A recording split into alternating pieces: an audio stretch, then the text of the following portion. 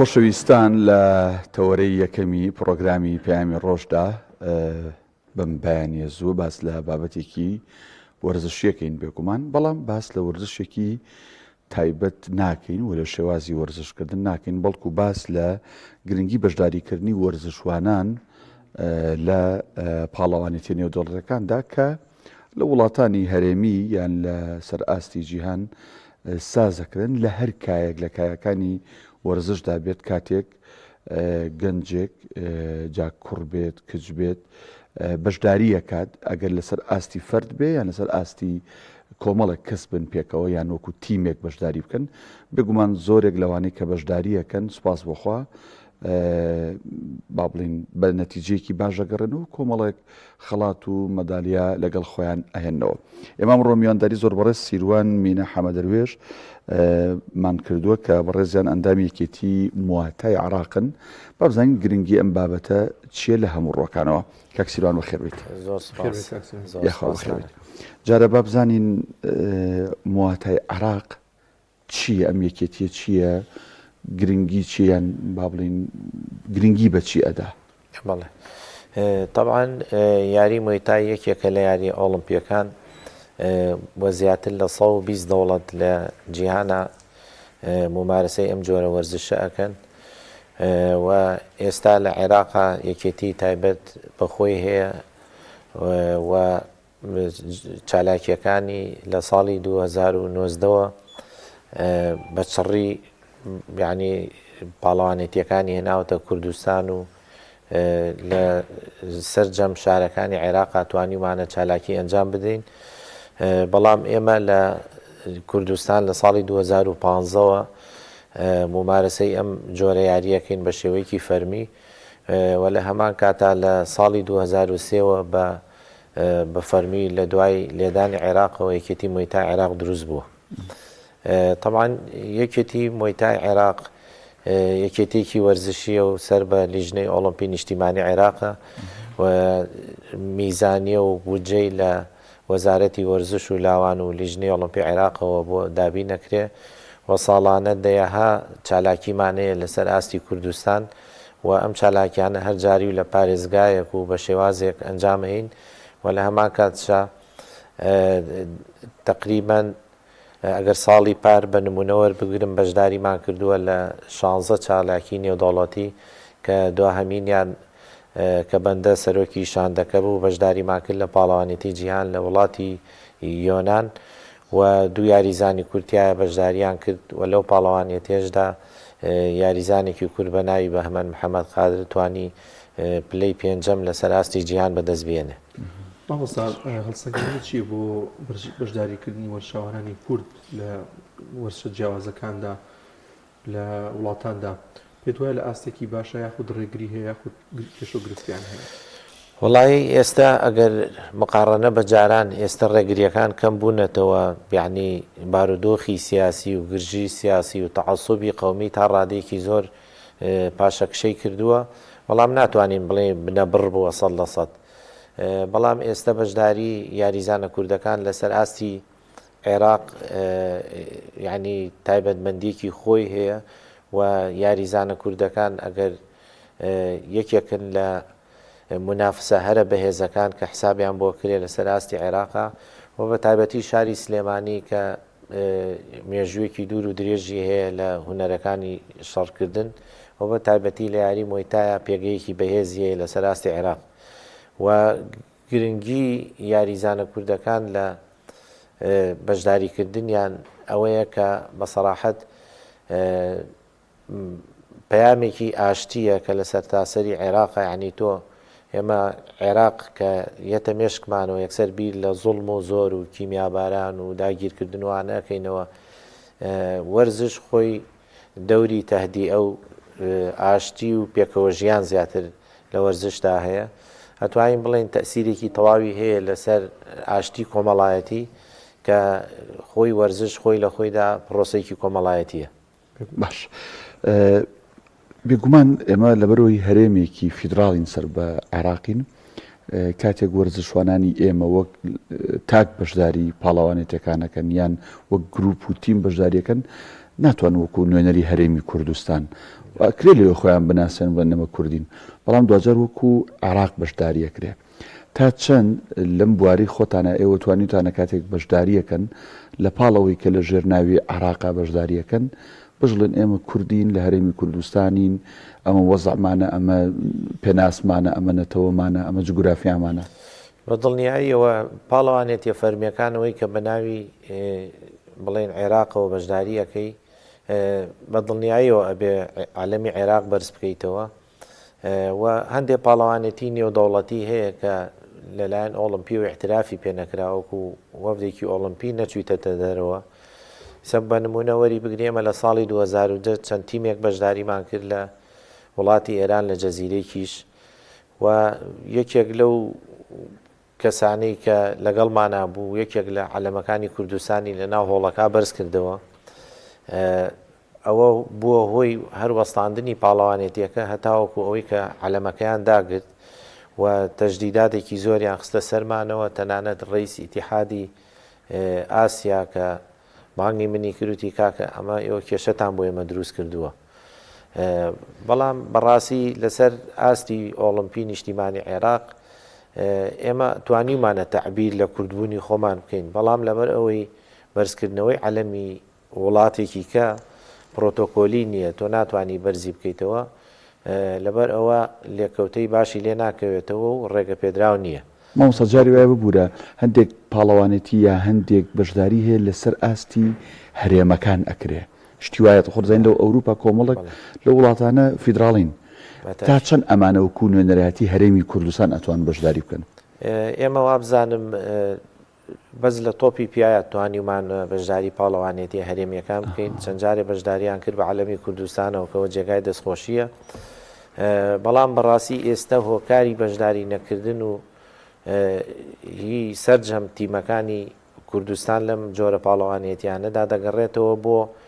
لاوازبوونی لیژنەی ئۆڵمپی کوردستان بەسەراحەت لاوازبوونی وەرزش بە شێوەیەکی گشتی لەوەی کە تەمسیلی هەرێمی کوردستانەکە ئەوش هۆکارەکانی زۆرن یەکێ لەو هۆکارانە ئەوەیە کە ئیمتیازی لیژنەی ئۆڵمپی عێراق زیاترە دەوری خولی عێراق بەرچاوترە ڕاگەاندن گرنگی پێەیە پارەیەکی بێشماری تیا خەرجەکرێ و لە هەمان کاتشا ئەو دەستکەوتانی کە یاریزان ئەیەنێ لە ڕووی ڕێزلێنانەوە لە ڕووی موچە و ئەو شتانەوە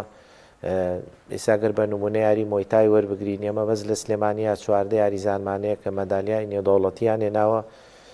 موچەی ماگانەیان بۆ بڕاوەتەوە بە لە 450,000 ئەچێتە 750,000 دینار کە بەداخەوە لە کوردستانە ئەوە نییە ئەمە عێراق پارەکەیە بەڵێ ئەمە ماگانە ئیساگەر یاریزانێکی کەمترینیان وەربگرین تەمەنی 13 ساڵە ماگانە 750,000 دینار وەرەگرێ تا 10 ساڵ و مەشمولە بە وەرگرتنی پارچەیەک زەوی لە پارێزگاکەی خۆیان کە بەداخەوە لە کوردستانە هەتاوەکو ئێستا ئەو بڕگەیان جێبەجێ نەکراوە بەڵام لە خواروی عێراق جێبەجێ کراوە ئەمە دەفعێکی زۆر زۆر باشە بۆی کە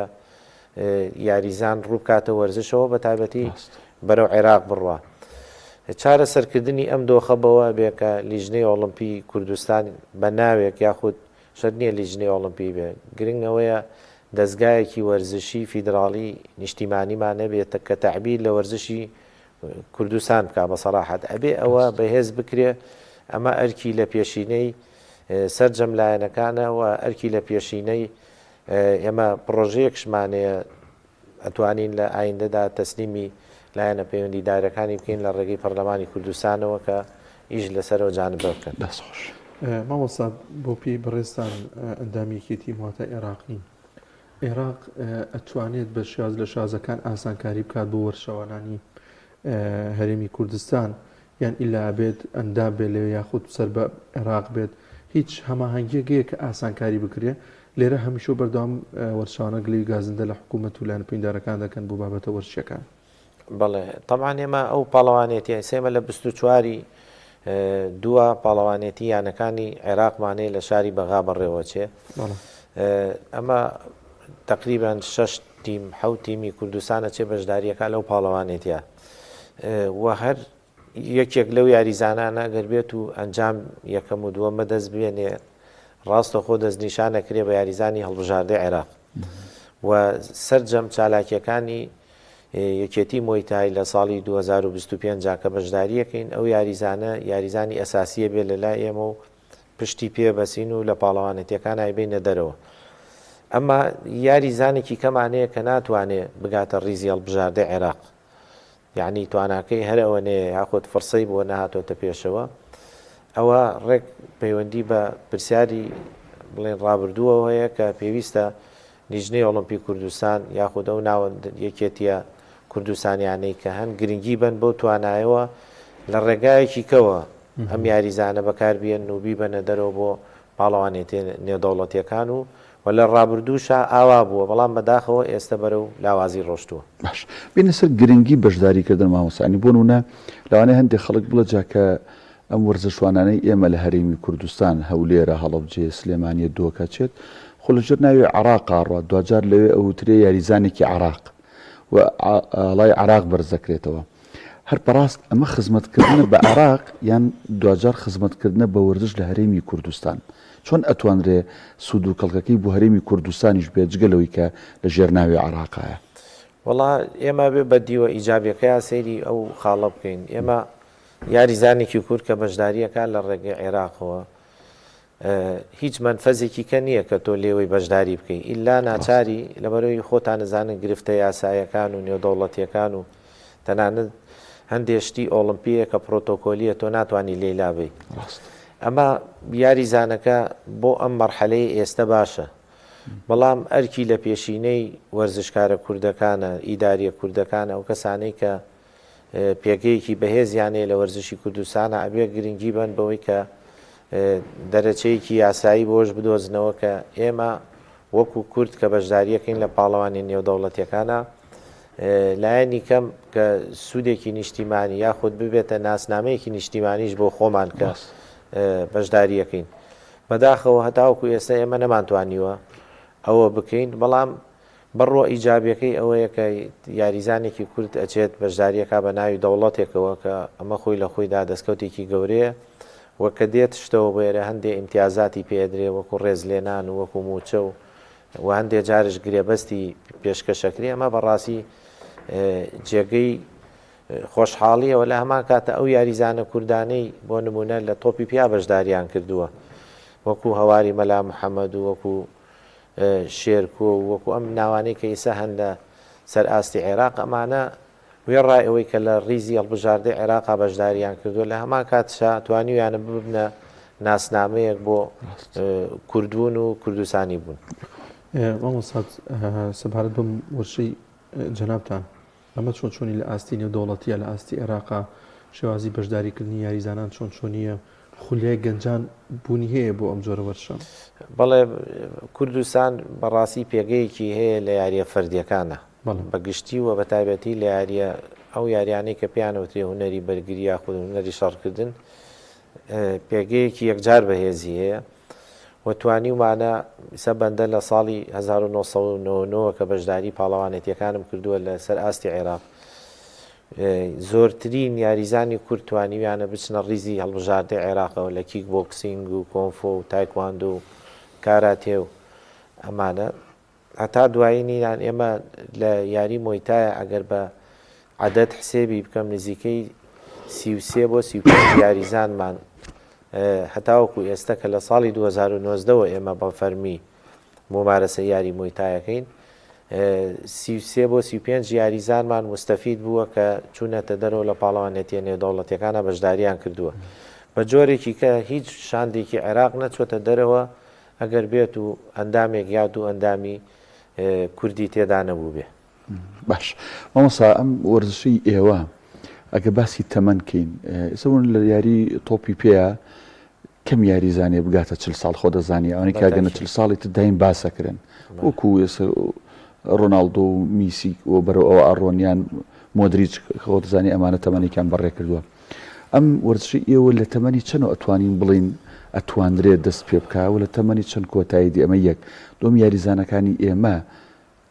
هەمویان پیاون لە ڕەگەزینێرن یان ئەم وەرزشە ئەتوانرێ ئافرەتیش ئەنجام بدات؟ بەڵێ ئێمە بەپێی میساقی ئۆڵمپی و یاساکانی لیژنەی ئۆڵمپیکە لە عێراقا پەیڕەوە کرێ سەرجەم یاریەکان بۆ هەردوو ڕەگەزە یعنی ئەبێ وەکو چۆن ڕەگەزی نێر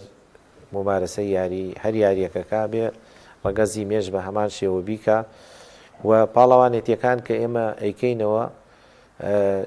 لەسەر ئاستی عێراق بۆ بڵێن هەردوو ڕەگەزەکەیە و لە هەمان کاتشا بەشداریکردنی هەم کچانش هەیە هەم کوڕانش هەیە لە پاڵەوانێتیەکاندا و بەداخەوە هەتاوکو ئێستا لەسەر ئاستی عێراق بەشداری کچان زۆر کەمە و ئەتوانم بڵێم ئێمە ساڵی پار ئەو بەشداریکردنەمان دەوڵەمەندتر کرد لە پاڵەوانێتی یانەکان کە لە شاری بەسڕە بەڕێوە چوو چەند یاریزانێکی ئافرەتی سلێمانی هاتن لەوێ بەشداریان کردو و ئەنجامی باشیان بەدەزێنا بەڵام بەشداریکردنەکە هەتاوکو ئێستا لە ئاست خواستی ئێمان نییە بە سەراحەت ئەمە وەکو ئەوەی کە بڵین هەردوو ڕەگەزەکە بەشداریەکە وە کۆمەڵێ پێوەرشەیە بۆی کە یاریزان لێوی بگاتە ڕیزی هەڵبژاردەی عێراق ئەوش ئەوەیە کە ئەبێ بەشداری پاڵەوانێتیە فەرمیەکانی یەکێتیە نیشتیمانیەکان بکە کە ساڵانە جارێک بۆ دوو جار لە مانگی 1 و 2 و 3 و ئەمانە ئەکرێتەوە و ئەتوانێ بڵێن بیتاقەی گرنتی خۆی ببڕێ بۆی کە بچێتە ڕیزی هەڵبژاردەی عێراقەوە. ئیتەمەن مامۆستا تەمەنەکان تەمەنی دەستپێکردن لە 6 ساڵیەوە یاریزان دەست پێەکە لە 8 ساڵیا بە فەرمی بەشداری پاڵەوانێتیەکانەکە و هەتا ساڵی پارش تەمەنی کۆتایی چووکەم پاڵەوانێتیانەی لە ژێر چەتری لیژنەی ئۆلۆمپیا بەڕێوە چەند پیانەوترێ پاڵەوانێتی غێر محتەریف یعنی پیشەگەر نین ئەم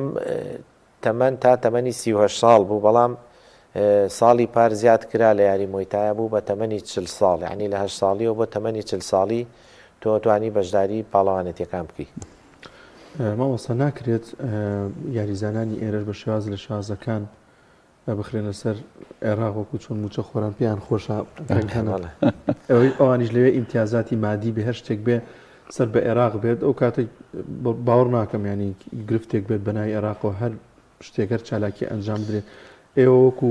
ئەندام لە یەکێتیەدا هەوڵتانداوە هەمانگە بکرێت بۆ بابەتە؟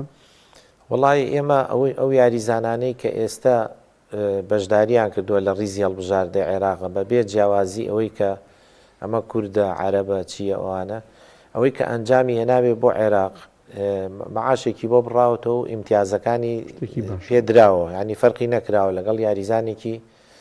جنوبە بە سەراحەت ئەوەیە دوجار لە ساسی نەدۆڵی وتراوە عێراق یەکەم عێراقیە بەڵێ ئەوە یەک بەڵام ئێمە کۆمەڵێ بڕگەمانەیە نێڵن یان هەندێک وەرزش هەیە بەڵێ ئێمە کۆمەڵێ بڕگەمانەیە بەداخەوە تا ئێستا لە کوردستانە بەهۆی ئیستحقاقی لە ساحەڤەکە بڕاوە لە عێراق بۆ نمونە ساڵی پار و 2024 و 2023 وەرزشی پێشمەرگەیەکێ بوو لە یانەکان کە لەسەر ئاستی تیپ ئەنجامی بەدەزێنا ئەبوو بڕێک پارەی وەربگرتای وەکو هەدیە ینی وەکو ئیکرامیە یەکەم و دووەم و سێم و چوارەم بڵێن هەمووی مەشمولە بە و ئیکرامیە پێی بدرێ پارەکە بڕێکی زۆرشە بەڵام بەداخەوە یانی وەرزشی پێشمەرگە نەیتوانی وەریگرێ لەبەرەوەی کە لە سەرفی مالی لە وەزارەتی وەرزش و لاوانی عێراق پێیان ڕاگەیاندی نوتیانەوە هەرێمی کوردستان مەشمول نییە بە هیچ منحەیەک هیچ پارەیەک لەبەرەوە ئێوە هەر لە ئەوڵۆ پارەکەتان لە عێراق بڕیوەکە بڕی لە ساحەڤەکە ئەوەی کە مەشمولە بۆ یاریزانی کورد تەنها ئیفاداتی سەفەرەکە ئەچنە دەرەوە و لە هەمان کاتە سەرفکردنی پارەیە بۆ هاتوچۆ لەگەڵ مانەوە و نان خواردن کە لەوەیە و لە هەمان کاتشا ئەو ئیکرامی کە وەزارەتی وەرزش و لاوان دایناوە بڕێ پارەی نەقدیێنێ و لە هەمان کاتشا ماگانێکی بۆ بڕنەوە و چەندین بڕگەیکە هەیە بە سەراحەت پێویستە کاربەدەستانی وەرزشی هەرێمی کوردستان هیچ لەو بڕگەیا بکەن لەسەر ئاسێکی باڵا بۆ نمونە یاریزانێک کە ئەنجامی هێناوە بۆچی لە خواروی عێراق پارچەیە زەوی پێدرێت لە پارێزگاکەی خۆیان بۆچی لە کوردستان جێبەجێ ناکرێ ئەمە بەڕاستی یەکێکی کێ لە هۆکاری دواکەوتنی وەرزش کە ئێستا خەڵکەڵێ هۆکار چیە لەبەرەوەی یاریزان تمۆحی نییە پێ بگات ئەگەر من نمونەیەکی بەسیط باس بکەم لە ساڵی 2023دا بڵێن نیسبەی تەداولی بڵێن لە بۆرساتی عالەمی وەرزش تقریبا 450 ملیار بوو. مەزەندە دەکرێت لە ساڵی 2026 بڵێن ئەو تەداولی بڵێن بۆرساتی عالەمی وەرزش بگاتە 600 ملیار کە ئەمە بەڕاستی پارێکی یەکجار خەیاڵیە کە ئەم یاریزانی کورد کە دەسەکا بە وەرزش ئەو تموحە گەورەی لە بەردەسان نییە کە لە ڕێگەی وەرزشەوە بتوانێت بژێوی خۆی بژێوی خەرجی خۆی کە بەشداری پاڵەوانێتیەکانەکە بتوانێت دابین بکە. هەر لەبەر ئەوەشە کە یاریزانی کورد دەگاتە ئاستێکەوە کە بەڕاستی بەداخۆی ئەڵێم جاری وایە چقە بەسێ جاری وایە باشترین یاریزان لەسەر ئاستی سلێمانی کە من متابعەکەم لە نزیکەوە ئەڵم هەواڵێ پرسم بۆ دیار نییە لەم پاڵەوانێتیا ئەڵە وەڵاوازیە ناوە هۆکارەکەی لێ گەڕێیتەوە سیرەکەی ئیشێکی کردووە ناتوانێت مەجای نییە بێ بۆ یاریەکە یا لە خود لە شوێنێ تەعین بووە ئیجازەی پێنایەن. زۆر سپاس دەکەین بەڕێز مامۆستا سیروان مینە ئەمەدەروێژ ئەندامیکێتی مواتای ئەراقی خوا بەخێر بێ سپاس بەخێر بناخوا زۆر سپاسدانەکەم منیش.